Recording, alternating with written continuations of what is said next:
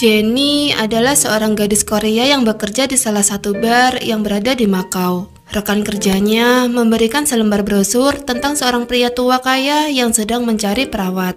Pria tua itu disebut juga sebagai Raja Kasino di Makau. Dia adalah orang Korea yang mencari perawat berpenampilan menarik dan masih lajang. Tentu saja yang pandai berbahasa Korea juga. Namun Jenny bilang masih akan mempertimbangkannya. Tiba-tiba Jenny melihat bosnya datang ke bar setelah sekian lama menghilang. Dia mengejar si bos menagih uang gajinya selama 3 bulan yang belum dibayar.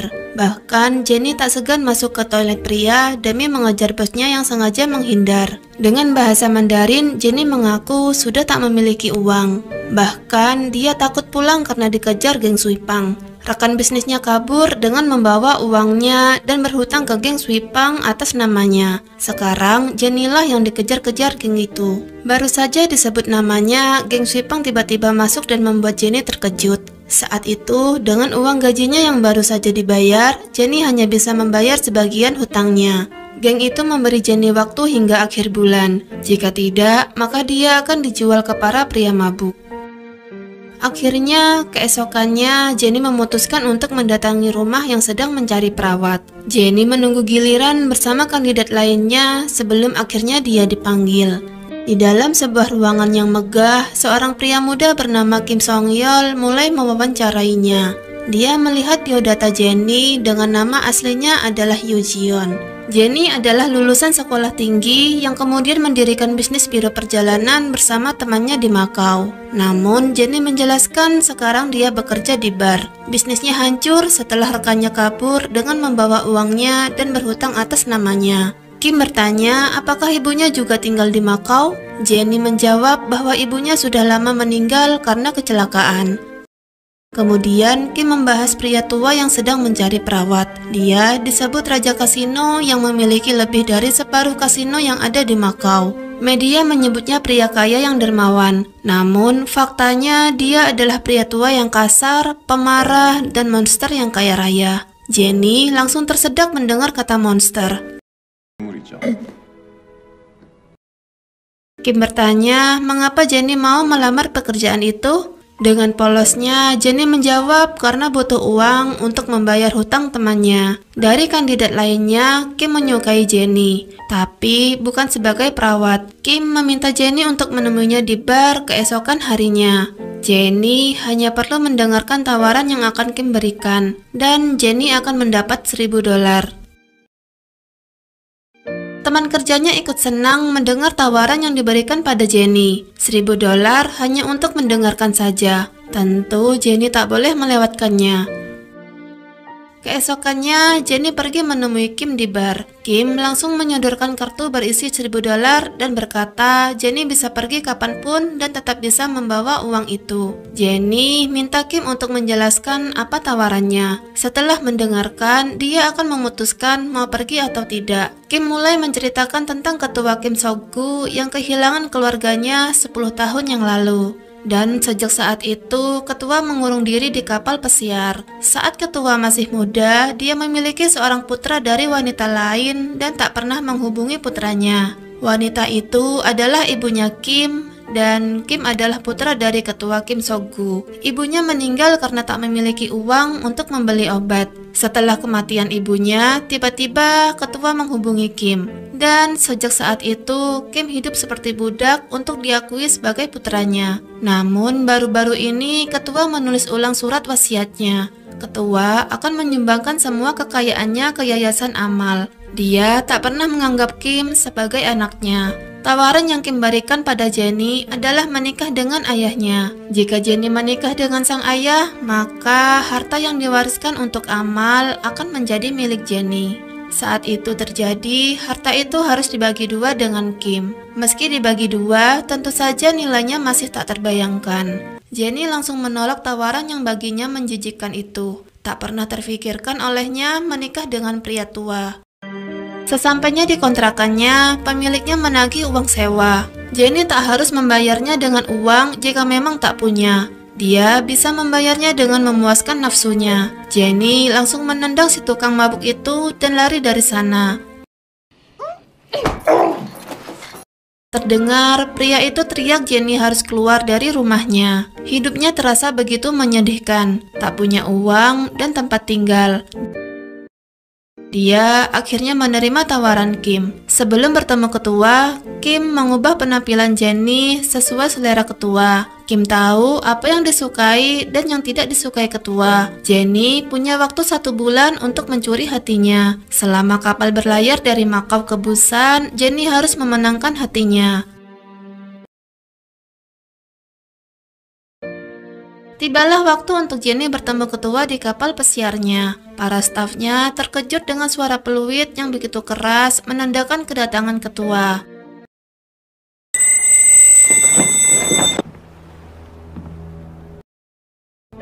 Jenny memperkenalkan diri dengan nama aslinya Yu Jion. Ketua begitu marah karena Jion terlambat. Bahkan marahnya bertambah ketika Jion beralasan harus menyelesaikan tugasnya merawat wanita tua. Ketua menganggapnya sombong karena Jion lebih mementingkan seorang nenek dengan pensiunan kecil daripada merawat ketua yang memiliki separuh kasino yang ada di Makau. Tentu saja Jion akan mendapatkan gaji yang lebih besar. Jion tersenyum kecil. Kemudian dia menjelaskan bahwa dia bekerja hanya dengan menerima gaji biasa. Bahkan ketua menawarinya gaji 10 kali lipat. Tapi Jion menolak karena artinya dia harus menghadapi sikap pemarahnya ketua. Jion akan sangat menghargai sikap kesopanan. Jion juga tak mau ketua memanggilnya dengan peluit. Ketua harus memanggil nama dan melihat ke arahnya jika membutuhkannya. Ketua juga harus menggunakan telepon jika dia tak ada. Semua melongo melihat keberanian Jion. Kemudian Yumi mengantarnya ke kamarnya. Dia juga menjelaskan beberapa staf yang ada di sana. Pertama adalah Victor yang terlihat seperti orang Rusia, tapi dia sangat suka makanan Korea. Bahkan bahasa Koreanya melebihi Yumi. Kemudian ada Khan yang berasal dari Pakistan. Dia tidak bisa makan babi karena agamanya. Staf lainnya adalah Kapten Park yang suka pergi ke kasino setelah menerima gaji. Dia menghabiskan seluruh gaji 1 bulannya hanya dalam sehari. Selamat datang di Rising Fun. Begitu ucap Yumi setelah menunjukkan kamar Jion. Di kamarnya, sejenak Jion meyakinkan diri pasti bisa melakukan misinya demi menjadi orang terkaya di Makau. Setelahnya, kapal mulai berlayar. Di sore hari, Kim menghampiri Jion yang sedang memandangi hamparan lautan. Dia memujinya atas keberaniannya kepada ketua. Itu adalah awal yang bagus, karena ketua mulai membicarakannya. Katanya, Jion adalah perawat yang sombong. Sebenarnya, Jion merasa merinding dan sesak menghadapi sikap pemarahnya ketua. Tapi, Kim sudah menjelaskan bahwa ketua yang juga adalah ayahnya memiliki sikap pemarah. Dia membenci semua orang yang khususnya wanita. Baginya, wanita hanyalah sekumpulan lalat yang mencari uang. Maka dari itu, Jion harus tampak berbeda dari mereka. Keesokannya, ketua terlihat menatap ke arah Jion yang baru saja selesai berenang. Kemudian, tibalah waktunya Jion menjalankan tugasnya. Saat Jion memeriksa tekanan darahnya, ketua meminta kunci yang ada di sakunya. Dia ingin mengambil rokok di salah satu laci. Namun Jion tak mau memberikannya karena rokok tak baik untuk kesehatan. Bahkan dokter pun melarangnya merokok. Ketua lalu memberinya uang $100. Namun Jion terlihat tak tertarik. Ketua mengancam akan menyuruh orang membongkar laci itu. Jion berkata, lakukan saja apa yang ingin ketua lakukan. Tak mau menyerah, ketua kemudian menawarkan perhiasan yang tampak begitu mahal. Saat melihatnya, Jion menyukai keindahan warna permatanya. Kemudian dia berkata, terima kasih sudah memperlihatkan permata yang sangat indah. Tapi tetap saja Jion tak mau memberikan kuncinya. Ketua semakin meradang. Dia membayar Jion untuk mematuhi perintahnya. Dia meniup peluit 3 kali yang artinya keluar dari sana. Ketua bahkan melempar gelas ke arah pintu yang hampir saja mengenai Jion.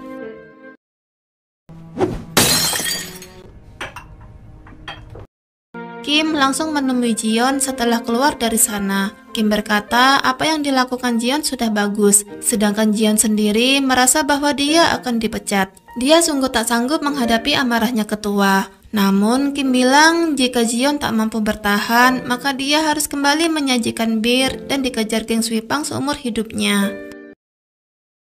Pada malam harinya, ketua dan para kru mengadakan penyambutan untuk kedatangan Jion sebagai perawat baru. Kim kemudian mengajak Jion berdansa. Ketua dan kru yang lain hanya melihat saja. Saat itu, Jion tampak gugup berdansa dengan Kim hingga membuatnya tak fokus, kemudian terjatuh.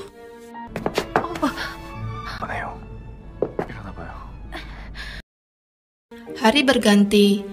Jion dan Yumi tertawa melihat Kapten Park berenang tanpa celana. Namun pandangannya teralihkan saat Kim bersiap melompat. Sedangkan ketua selalu melihat ke arah Jion dari atas sana. Kemudian angin kencang menerbangkan topi Jion hingga terjatuh ke laut. Dan seketika Kim melompat lalu berenang meraih topinya. Jion merasakan sebuah perhatian lebih dari Kim. Di malam hari, saat ketua bermain catur bersama Kapten Park, ketua berkata, mulai sekarang Yumi dipindah tugaskan sebagai pencuci piring saja. Biar Victor yang menggantikan tugasnya melayani ketua. Yumi ketahuan telah meminum minuman keras milik ketua. Kemudian dia juga menambahkan air ke botol minuman kerasnya. Yumi tak mengaku, tapi ketua tak bisa tertipu. Ketua bilang dia tahu segalanya yang terjadi di atas kapal. Tiba-tiba Jion datang dan mengajari langkah Kapten Park untuk mengalahkan ketua. Jion sengaja melakukannya agar ketua teralihkan dari Yumi. Namun ketua terlihat tak menyukainya. Kemudian ketua menyuruhnya untuk bermain catur dengannya daripada tiba-tiba ikut campur seperti pengecut. Jika Jion kalah, maka gajinya akan dipotong separuh. Tapi jika Jion menang, dia boleh minta apa saja. Setelah beberapa saat bermain, Kim yang melihat mengirim pesan ke Jion agar mengalah tanpa melukai perasaan ketua. Namun Jion tak mendengarkan dan justru mengalahkannya. Ketua marah kemudian melempar dompetnya ke depan Jion sambil berkata, ambillah berapapun yang Jion mau. Namun bukan uang yang Jion mau. Jion kemudian meminta ketua untuk bermain piano. Dia melihat foto ketua saat bermain piano. Namun semua orang tampak ketakutan kemudian buru-buru pergi dari sana. Yumi juga langsung mengajak Jion meninggalkan ruangan itu. 자야지. 불 끄고. 빨리 들어가. 불 끄고 자. Di ruang penyimpanan botol minuman keras, Yumi menjelaskan dulu ketua sangatlah pandai bermain piano. Suatu hari, dia mengundang keluarganya untuk datang ke pertunjukannya. Namun, seluruh keluarganya meninggal kecelakaan dalam perjalanan. Sejak itu, ketua tak pernah lagi bermain piano. Terlihat Yumi memang benar menambahkan air ke dalam botol minuman keras milik ketua. Dia bergumam bagaimana bisa ketua tahu apa yang dilakukannya dengan minuman kerasnya. Dengan nada yang gemas, Yumi menuduh apakah Fluffy, si anjing kesayangan ketua, yang telah mengadukannya. Setelah mendengar penjelasan Yumi, Jion menghampiri ketua yang sedang duduk sendiri di tengah kegelapan. Jion minta maaf atas perkataannya yang telah mengingatkan ketua pada tragedi kematian keluarganya. Kemudian, Jion bercerita kalau dia juga mengalami hal yang sama. Ibunya meninggal kecelakaan saat akan pergi ke toko pakaian untuk Jion. Sejak saat itu, Jion tak mau mendatangi toko pakaian itu lagi. Sama seperti ketua yang tak lagi memainkan piano. Tapi ketua malah menyuruhnya pergi. Saat Jion akan menuju ke kamarnya, dia mendengar suara piano. Jion melihat ketua yang mulai memainkan piano lagi.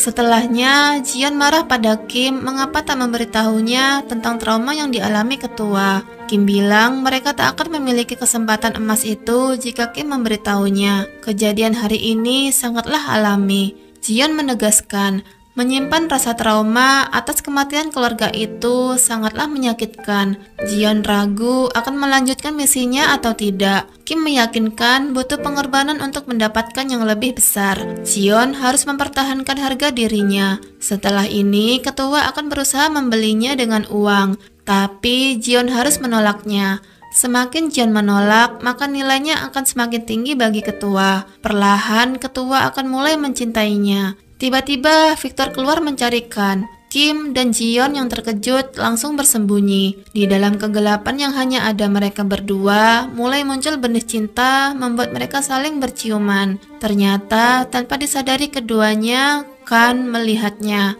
Namun di sini Kan sepertinya tak begitu memperdulikannya. Keesokan harinya, saat sedang memancing, ketua bertanya pada Kim tentang perkembangan kasino yang ditanganinya. Saat itu, Kim keceplosan memanggil ketua dengan sebutan ayah. Sadar ketua tak suka mendengarnya, kemudian dia kembali melanjutkan dengan memanggilnya ketua. Namun, ketua langsung mengancam akan menarik semua investasinya jika Kim tak bisa menangani pekerjaannya. Tiba-tiba, umpannya disambar ikan yang cukup besar. Dengan keegoisannya, ketua tak mau dibantu. Semua orang panik karena kursi rodanya ikut terseret dan hampir membuatnya terjatuh. Kemudian, Kan berinisiatif memotong senarnya. Tentu saja itu membuat ketua murka.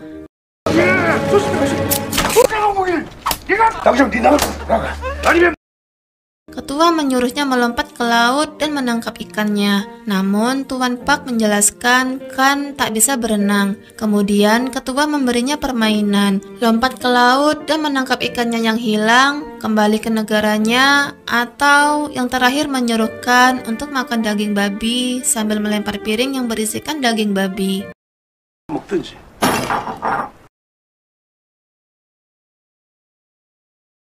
Kan kemudian bersiap untuk melompat saja. Ketua berkata siapapun yang menolongnya akan dikeluarkan dari kapal itu. Namun Kan yang sadar tak bisa berenang akhirnya mengurungkan niatnya untuk melompat. Dengan sangat terpaksa dia makan daging babi. Di saat yang lain hanya menatap diam, Jiyeon yang sudah tak tahan lagi langsung membantu Kan. Jiyeon menyuruh ketua untuk segera berhenti bersikap kasar pada bawahannya. Ketua berteriak bahwa mereka semua baginya hanya para anjingnya yang harus mematuhi perintahnya. Mereka dibayar mahal untuk diinjak-injak harga dirinya. Jika Jiyeon tak terima, maka lebih baik dia pergi dari sana. Akhirnya Jiyeon turun dari kapal itu. Untuk sementara, dia tinggal di sebuah hotel. Saat merebahkan badan, Jiyeon teringat kenangannya bersama Kim hingga membuatnya ketiduran.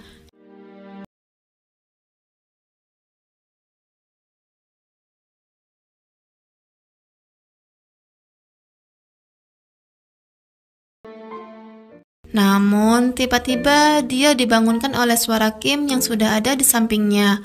Tujuan Kim menemui Jiyeon adalah untuk mengajaknya kembali. Kim yakin ketua akan terpancing dengan sikap Jiyeon. Namun Jiyeon tak mau.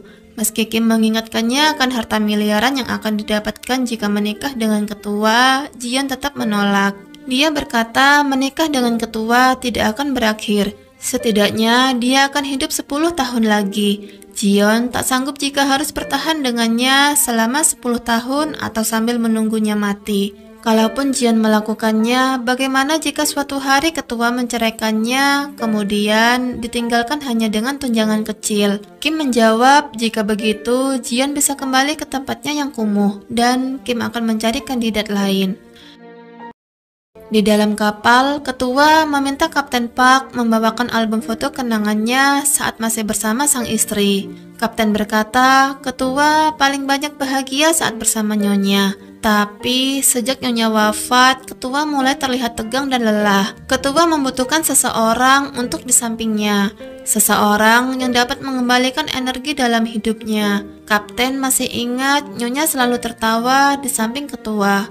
Hanya satu hal yang membuatnya marah, yaitu ketika ketua menghina para staf. Kapten teringat dengan nyonya hari ini ketika melihat perawat Jiyeon melawan ketua. Namun belum selesai kapten bicara, ketua menyuruhnya pergi.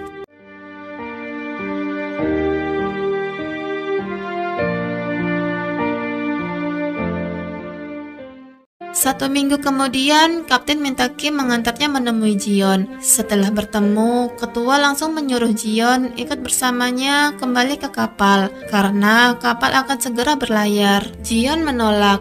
Kemudian, ketua menawarkan uang $10.000 dan juga Jiyeon bisa mengunjungi Korea. Ketua terus menambahkan nominal padanya. Namun Jion sama sekali tak tertarik. Jion berkata bukan itu yang dia inginkan, kemudian beranjak dari kursinya. Ketua menjelaskan kalau hari ini Victor melihatnya dengan cara yang berbeda. Victor tersenyum pada ketua.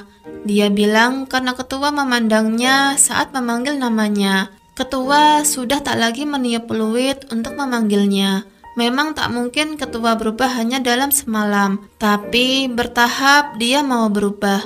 Kemudian ketua melanjutkan, dia meminta Jion untuk menjadi istrinya.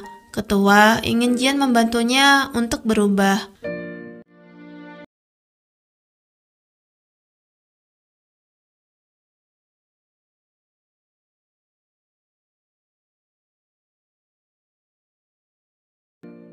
Semalaman Jion memikirkannya, kemudian dia teringat dengan beban hidupnya. Meski ragu, akhirnya Jion bersedia menikah dengan ketua.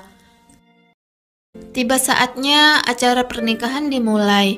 Saat ketua sedang bersiap ditemani Kim, dia berkata setelah sampai di Korea, mungkin dia akan tinggal di sana. Kim kemudian bertanya bagaimana dengan bisnis kasinonya. Ketua akan menyerahkannya pada manajer Jang.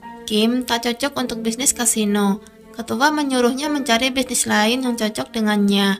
Meski terlihat kecewa, Kim berterima kasih telah peduli padanya. Namun, ketua justru menyuruhnya berterima kasihlah pada mendiang ibunya. Dulu, ibunya yang telah keras kepala untuk tetap melahirkan Kim. Dia sangat bodoh. Itu membuat Kim kembali teringat saat ibunya meninggal karena tak mampu berobat. Kim tak suka ketua menjelekkan ibunya. Kim berkata dia berada di samping ketua selama 10 tahun karena hanya demi uang. Tapi 30 tahun yang lalu ibunya mencintai ketua apa adanya. Karena saat itu ketua masih belum memiliki apa-apa. Saat malam tiba, acara pernikahan pun dimulai. Sekilas, Jion dan Kim tampak saling memandang. Hanya Kan yang menyadarinya.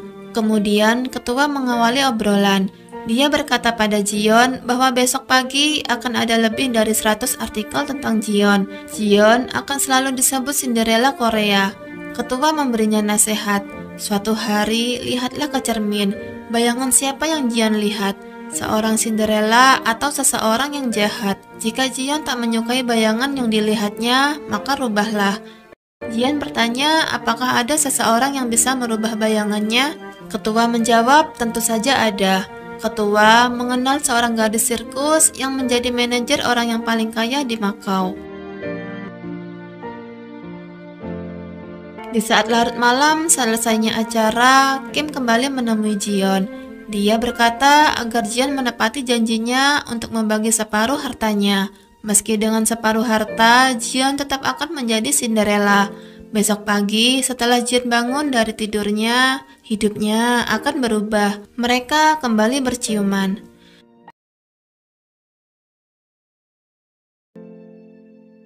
Di pagi hari, Jion dibangunkan anjingnya. Dia membuka tirai jendela, kemudian membangunkan ketua. Namun, betapa terkejutnya Jion ketika melihat ketua ternyata sudah tak bernyawa. Saking paniknya, Jion tak berani membuka pintu saat Victor datang membawakan kopi untuk ketua. 회장님.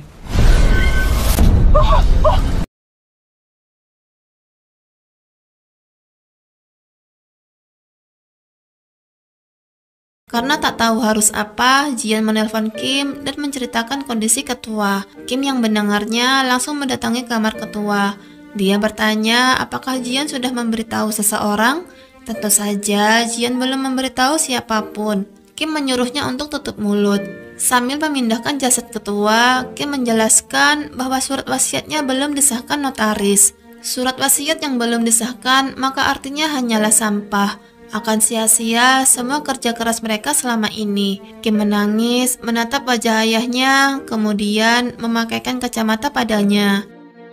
Dia melanjutkan, kapal akan sampai di Busan siang hari. Setelah turun dari kapal, Kim akan langsung mencari notaris. Sedangkan Jion harus memindahkan mayat ketua ke rumahnya. Jion tentu saja tak mau. Mana mungkin dia sanggup memindahkan mayat. Lebih baik dia menelpon polisi saja. Kim melarangnya, karena Jion akan jadi tersangka utama. Mereka juga belum memiliki apapun. Jion hanya perlu berpura-pura bahwa ketua masih hidup. Keluar untuk sarapan dan bilang bahwa ketua sedang sakit. Jion kemudian minta Kim untuk tidak meninggalkannya karena dia sangat takut harus bersama dengan mayat. Kim bertanya apakah Jion pembunuhnya? Tentu saja Jion menggeleng. Maka Kim berkata bahwa dia percaya pada Jion. Jadi Jion juga harus percaya padanya. Jion kemudian menghidupkan keran, menyalakan lilin, dan memutar musik. Dia menyuruh Victor mengantar kopi seperti biasa. Sambil menyajikan kopi, Victor melihat Jion sangatlah gugup. Tatapannya seperti menaruh curiga. Saat sedang sarapan, Kim menyuruhnya untuk tersenyum. Tapi tetap saja Jion masih terlihat gugup. Dia takut ketahuan. Kim berkata setelah turun nanti, Jion harus segera membawa ketua ke kamarnya. Kemudian tetaplah di sana. Kim akan membawa notaris dan mungkin memakan waktu 2-3 jam. Setelah itu, mereka akan memulai hidup baru. Tiba-tiba, Kapten Park ikut membaur. Dia bertanya apakah Jion tidur dengan nyenyak. Jion berkata dia tidur dengan nyenyak. Tapi hari ini ketua sedang sakit, jadi dia tidak ikut sarapan. Saatnya turun dari kapal sudah tiba. Jion menyuruh Kapten Park agar tidak berisik. Kemudian dengan suara lembut, Jion berpura-pura bicara pada ketua bahwa mereka sudah sampai di Busan. Ketua tidak boleh bersuara karena sedang flu berat. Jion kemudian menyuruh Victor mendorong ketua.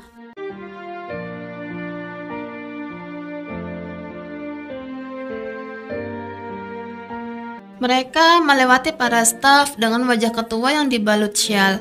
Jion menolak saat Yumi menawarkan untuk menghubungi rumah sakit. Ketua hanya ingin cepat pulang dan beristirahat, begitu jawabnya.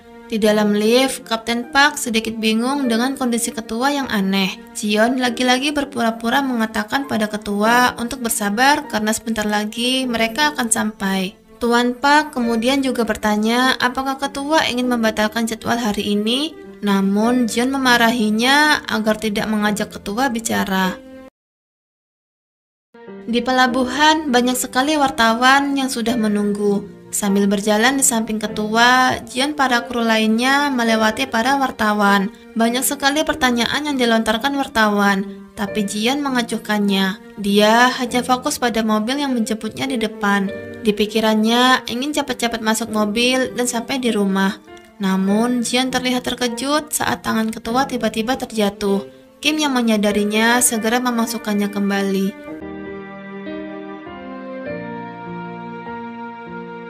Di dalam mobil, Jion terlihat gelisah.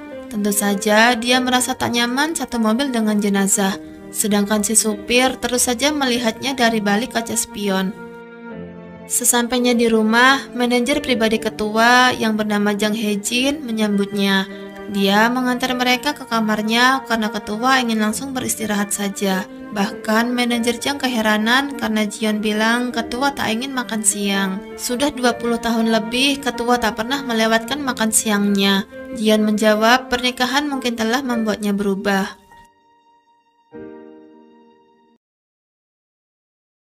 Di dalam kamar, Jion langsung muntah-muntah karena sudah tak tahan lagi berada di samping jenazah. Jion semakin gelisah karena Kim tak dapat dihubungi. Dari luar jendela, manajer Jang mulai curiga melihat gelagat Jion yang aneh. Tak lama kemudian, bel berbunyi. Ternyata yang datang adalah Kim. Jion langsung bilang bahwa dia sudah tak tahan lagi. Tapi Kim menyuruhnya untuk bersabar sebentar lagi, karena Kim akan segera bertemu notaris. Sambil mengeluarkan suntikan dan selang, Kim menjelaskan waktu kematian ketua sangatlah penting, harus setelah bertemu dengan notaris. Jika ketahuan ketua sudah meninggal sebelumnya, maka surat pewaris tidak akan sah. Ketua akan diotopsi, jadi harus ditemukan makanan rumah di dalam perutnya. Kim menyuruh Jion memesan 2 bubur. 1 mangkok bubur dimasukkan lewat lubang hidung ketua menggunakan selang, sedangkan 1 mangkok lainnya untuk Jion makan. Sontak saja Jion terkejut karena harus kontak langsung dengan jenazah ketua. Kim menyuruhnya tetap fokus pada uang miliaran yang akan didapat, karena itulah tujuan mereka. Kim juga mengatakan jam 3 sore seorang dokter akan datang untuk mengeluarkan sertifikat kematian. Setelah keluar dari kamar ketua, Kim bertemu dengan manajer Jang. Manajer menanyakan tentang kondisi ketua. Kim bilang ketua akan baik-baik saja setelah istirahat. Namun manajer Jang tak percaya karena seharusnya dokterlah yang memutuskan. Kim menyuruhnya masuk saja dan membuat ketua kesal dengan mengganggu tidurnya. Sesuai instruksi dari Kim, Jion yang wajahnya sudah pucat pasi memberanikan diri memasukkan selang ke lubang hidung jenazah ketua. Kemudian dia mulai menyuntikkan bubur melalui ujung selangnya. Dia juga makan setelahnya.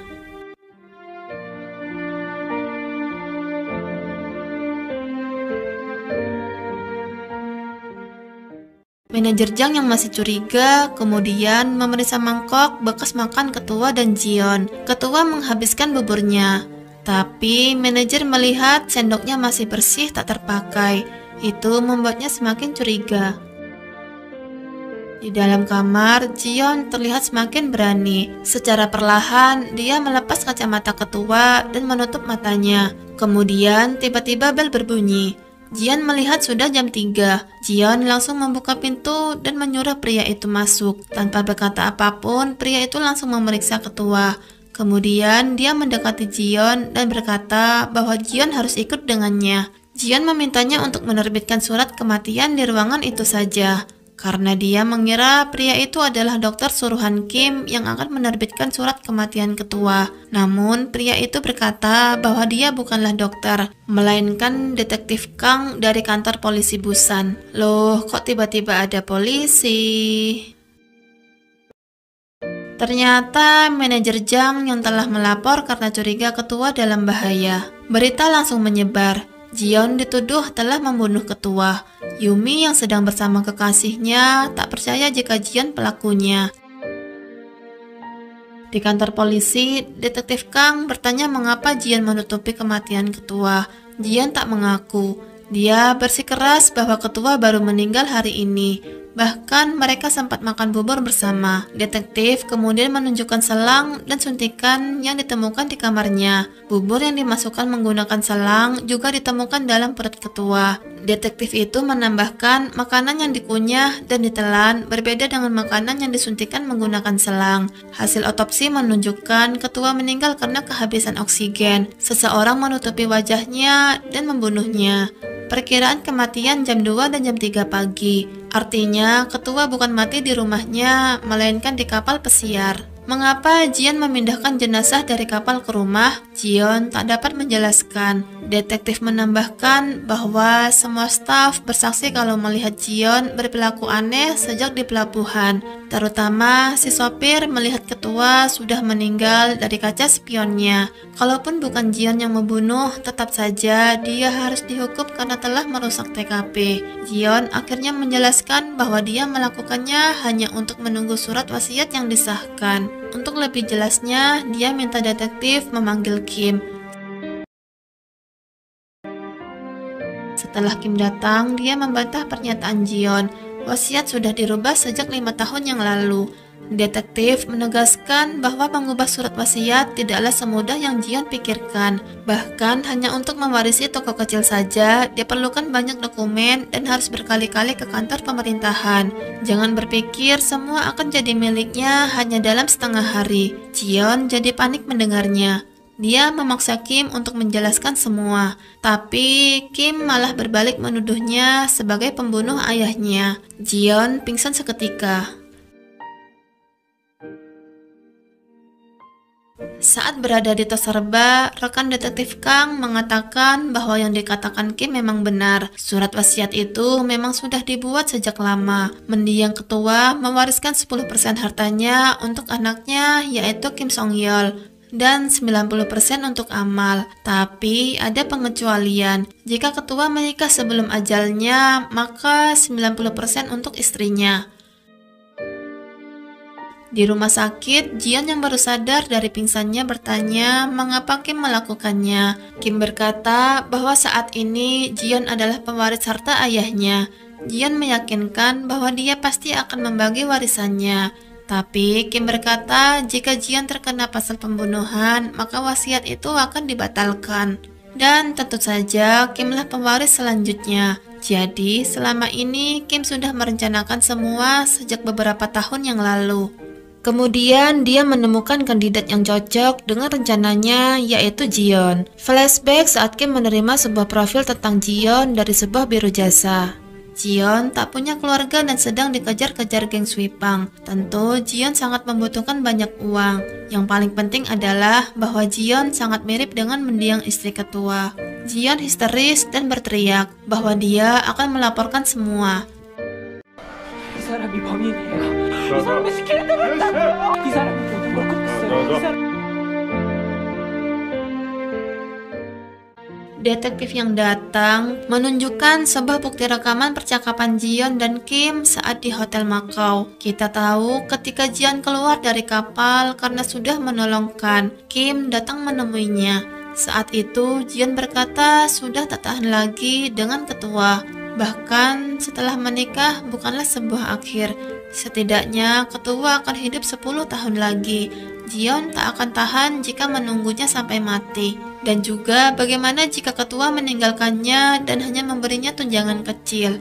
Rekaman yang hanya ada suara Jion membuatnya tak berkutik lagi. Di luar rumah sakit, reporter dan teman-teman krunya saling berteriak pembunuh. Hanya Kan yang berteriak kamera. Entah apa maksudnya.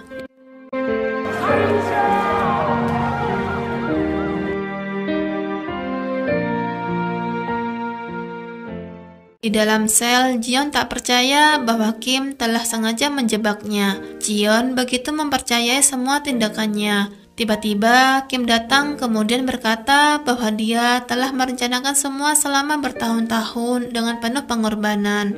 Apakah Jion pikir bisa mendapatkan semua dengan mudah tanpa berkorban? Jion yang tak sanggup mendengarkan berteriak, tapi ternyata itu hanya mimpi.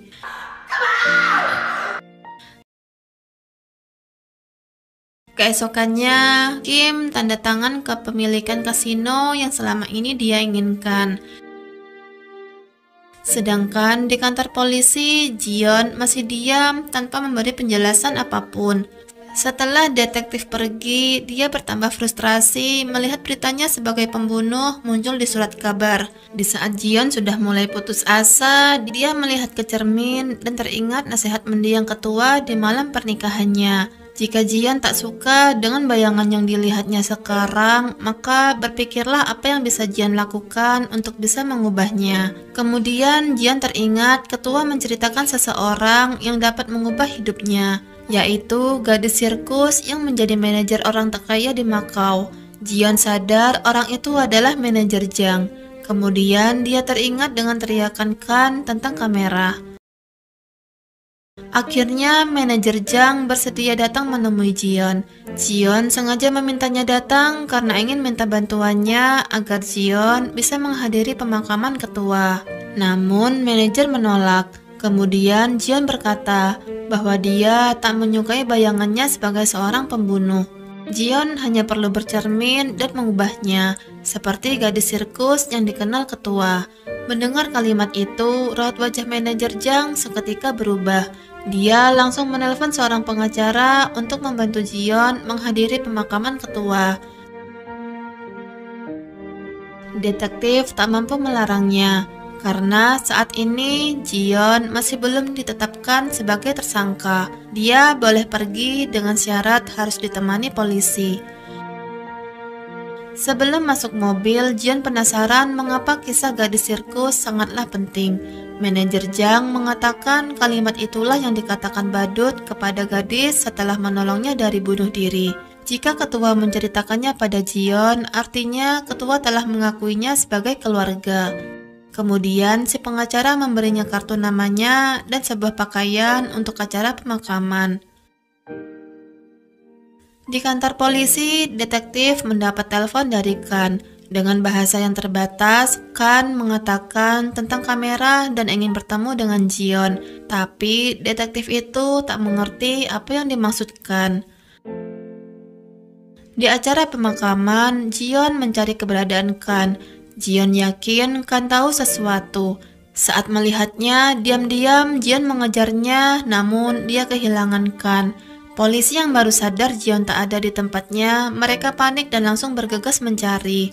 Jion yang masih belum menemukan Kan, tiba-tiba Yumi memanggilnya. Yumi yang juga membawa Fluffy mengatakan bahwa dia percaya Jion tak mungkin membunuh ketua. Yumi kemudian menyerahkan bingkisan yang berisikan fotonya saat masih di kapal. Ketua ingin menjadikannya sebagai hadiah kejutan untuk Jion. Sementara di tempat lain, Kan justru menemui Kim untuk memberitahu bahwa bukanlah Jion pelakunya. Kan yang masih berpikir Kim menyukai Jion pasti akan membantunya. Dia mengatakan ada cara untuk membuktikan bahwa Jion bukanlah pelakunya. Ada sesuatu yang tidak diketahui orang lain. Ketua selalu memeriksa sesuatu setiap malam. Mendengar itu, Kim buru-buru mengajakkan ke tempat lain.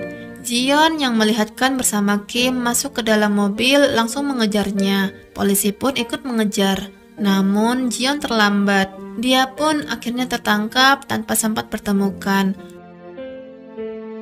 Di dalam mobil, polisi membuka bingkisan yang diberikan Yumi tadi.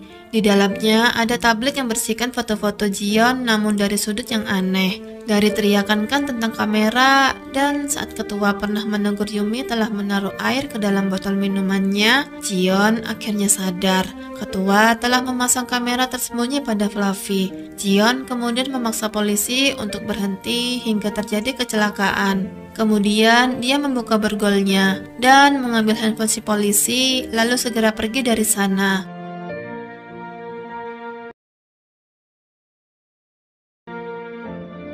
Di tempat lain, Kim menelpon Yumi untuk menanyakan tentang Fluffy. Mereka janji bertemu di kapal pesiar. Sekilas terlihat Kan tergeletak di bagasi mobil Kim. Sepertinya Kim sudah tahu dari Kan tentang kamera yang terpasang pada Fluffy. Dalam perjalanan, Kim teringat di malam saat dia membunuh ayahnya. Terlihat Fluffy juga ada di sana. Dengan mobil curian, Jion bergegas mencari Yumi. Jion menelpon Yumi menanyakan keberadaannya dan juga Fluffy. Yumi yang sudah sampai mengatakan pada Jion kalau dia dan Fluffy berada di kapal. Dia juga punya janji bertemu dengan Kim di sana. Jion menyuruh Yumi untuk segera pergi dari sana karena Kim adalah pembunuh ketua. Namun dia terlambat. Yumi mengatakan kalau Kim sudah ada di depannya. Tiba-tiba Kim menghantam kekasih Yumi dengan botol hingga pingsan. Dia juga membanting Yumi ke lantai. Fluffy kemudian lari dari sana. Sementara itu, Jion yang sudah sampai di lokasi langsung memukul kepala Kim dari belakang. Kemudian dia mengambil Fluffy dan bersembunyi. Fluffy yang tiba-tiba keluar mengalihkan perhatian Kim. Dia menangkapnya namun tak ada kamera di tubuhnya. Jion terlihat lari dari sana. Kim mengejarnya karena yakin kamera itu ada padanya. Akhirnya Jion tertangkap. Jion tak mau menyerah. Dia menancapkan garpu dan memukul kepala Kim dengan teflon. Jion kembali mengambil pita Fluffy dan lari dari sana. Namun dia tak dapat keluar karena terhalang pintu yang tak dapat dibuka. Kim meraihnya dan mencekik wanita itu sekuat tenaga. Beruntung tiba-tiba Yumi menghantam kepala Kim dari belakang. Akhirnya mereka selamat dari pembunuhan. Keesokannya, seluruh stasiun televisi memberitakan tentang Jion yang berhasil membuktikan bahwa dia tidak bersalah. Kamera mikro yang ditemukan pada jepit rambut anjing kesayangan ketua telah merekam perbuatan keji Kim pada ayahnya. Karena Jion tak bersalah, maka kini dialah yang menjadi pemilik baru seluruh kasino warisan ketua, dan dia disebut Cinderella modern. Setelah beberapa hari, Jion menemui Kim di penjara. Jion bertanya, haruskah Kim membunuh ayahnya? Kim melakukannya karena teringat pada ibunya. Dulu saat ibunya sakit parah, Kim mengirim surat ke Makau meminta biaya rumah sakit. Namun, ketua membalas surat dengan kalimat jangan menghubunginya lagi. Hingga akhirnya ibunya sekarat dan meninggal. Balas dendam membuat Kim merencanakan pembunuhan selama bertahun-tahun. Dan Jion melengkapinya. Jion berkata cintanya pada Kim Kim adalah nyata. Tidakkah Kim memiliki perasaan yang sama meski hanya sekali? Dengan tegas Kim menjawab tidak sekalipun. Sebelum Jiyeon meninggalkan ruangan itu, Kim berkata, Jiyeon harus ingat bahwa dia yang telah menjadikan Jiyeon Cinderella. Jiyeon hanya tersenyum dan film pun selesai. Terima kasih yang sudah nonton dari awal sampai akhir. Jangan lupa subscribe agar channel ini bisa berkembang. Semoga teman-teman yang sudah subscribe selalu dilancarkan rezekinya. Amin. Dan sampai jumpa di pohon film selanjutnya.